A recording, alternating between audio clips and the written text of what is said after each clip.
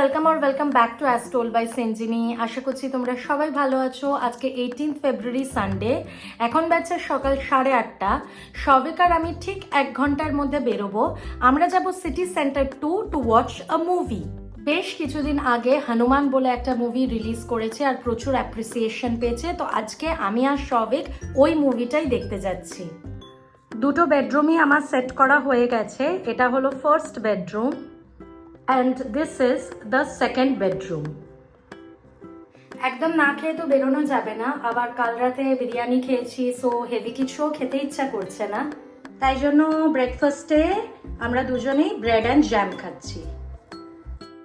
City centre 2 আমরা পৌঁছে গেছি আর এখন বাজছে 9:45। আমাদের শো হচ্ছে 10টা থেকে। আর সিসি2র পার্কিং লট এরকম ফাঁকা আমি আগে কোনোদিনও দেখিনি। আর লাস্ট যে মুভিটা আমরা মর্নিং শোতে দেখতে এসেছিলাম সেটা আই থিঙ্ক ছিল পনিন সেলভান 2। যখন আমি কলেজে পড়তাম তখন সিসি2 আইনক্স একটা শো রাখতো 9:30-তে, which was great for us students, কারণ টিকিট প্রাইস খুব কম থাকতো, অনলি 70 রুপিস। যাই হোক, হনুমান মুভিটা যদি থিয়েটার্সে না দেখতাম তাহলে সত্যি মিস করতাম। জানি this will be an unpopular opinion, but আমার সাউথের মুভিজ অতটা ভালো লাগে না, আমি কানেক্ট করতে পারি না। বাট এই মুভিটা seriously touched my heart. Hanuman দেখার স্পেসিফিক্যালি ইচ্ছা ছিল সবিকের, বাট কোনো না কোনো কারণে আমাদের যাওয়া হচ্ছিল না। তো এই উইকেন্ডে যেহেতু আমরা প্ল্যান রাখিনি, সেজন্য আমি বললাম যে চল তোকে ফাইনালি হনুমান মুভিটা দেখিয়ে আনি।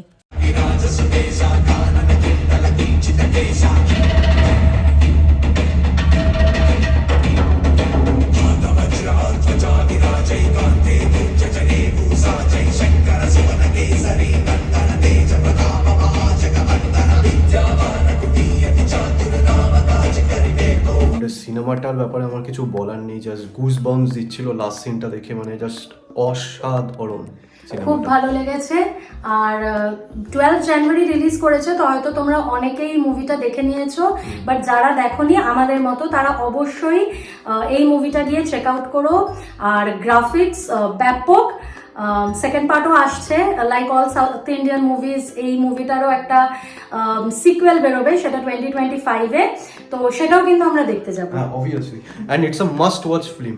It's a must watch, absolutely. মানে আমি এই 2024-এ সত্যি কথা বলছি, যতগুলো মুভিজ দেখেছি তার মধ্যে এটা কিন্তু আমার কাছে বেস্ট লাগলো। মানে ইটস এন্টারটেইনিং, ইমোশনাল, পুরো প্যাকেজ। এখন 2টো বাজছে আর আমার স্নান করে ঠাকুর দেয়া জাস্ট হলো। সবিক এখন স্নানে গেছে, ওর হয়ে গেলে তারপর আমরা লাঞ্চ করব। সানডেতে স্পেশাল কিছু রান্না হবে না তা তো হতে পারে না, তো আজকে মাম্মাম করেছিল কাজু কিশমিশ মটরশুঁটি দিয়ে পোলাও আর চিকেন কষা। খুব ভালো হয়েছিল দুটো রান্নাই। এখন বাজে 3:05, খাওয়া দাওয়া হয়ে গেছে। আইডিয়ালি তো এখন আমি বই পড়তাম, সিরিজ দেখতাম বা একটু ঘুমিয়ে নিতাম, বাট আনফর্চুনেটলি ছুটি হওয়া সত্ত্বেও আজকে আমাকে অফিসের কাজ নিয়ে বসতে হবে। সন্ধে 6:10 বাজছে এখন, আর আমার এখনকার মতো কাজ কিছুক্ষণ আগেই শেষ হলো। রাত্রিরে হয়তো আরেকবার বসতে হতে পারে।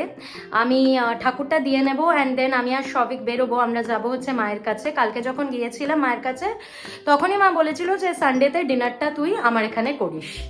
6:50 বাজছে আর আমি আর সবিক দুজনেই রেডি হয়ে গেছি, এবার বেরোবো। আর মামাম তো আজকে দুপুরে পোলাও বানিয়েছিল, তো মায়ের জন্য দিয়ে দিয়েছে।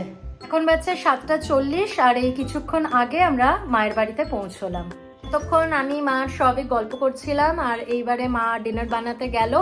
তো ডিনারে হচ্ছে কড়াইশুঁটির কচুরি আর আলুর দম। এই তো শীতকাল শেষ হয়ে যাচ্ছে, ফ্রেশ কড়াইশুঁটি তো আর পাওয়া যাবে না, তো মনে হয় এটা সিজনের শেষ কচুরি খাচ্ছি।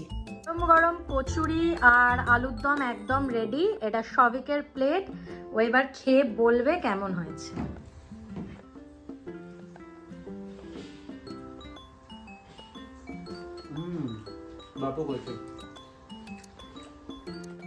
এটা আমার প্লেট।